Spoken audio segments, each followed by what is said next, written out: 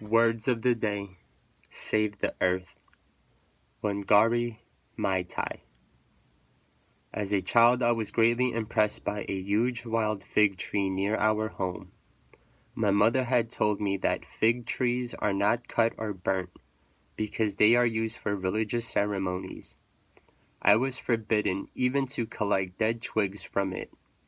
Today, that tree is no longer standing. When tea growing was introduced into my area for cash, that huge, ancient fig tree was axed and burnt to make way for tea bushes. Not too far from the tree was the source of a stream, from which I would fetch water for my mother. I was fascinated by the way the clean, cool water pushed its way through the soft red clay, so gently that even the individual grains of the soil were undisturbed.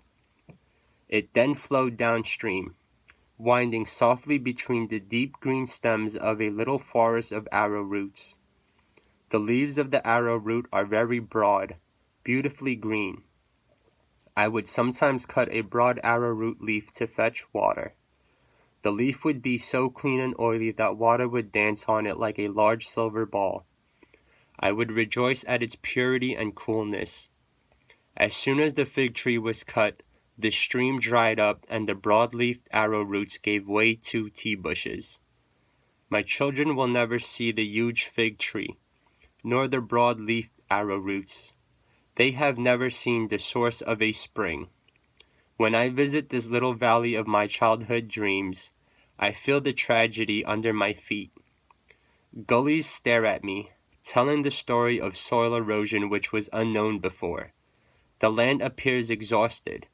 The only thing which seems to matter is how many tea leaves can be picked so that the country can earn more foreign exchange. Hunger is on the faces of the local people. Firewood is scarce because every tree has been cut, even those that were forbidden. People are only concerned about today. They do everything to maximize production and income at the expense of tomorrow. Words of the day. Save the earth.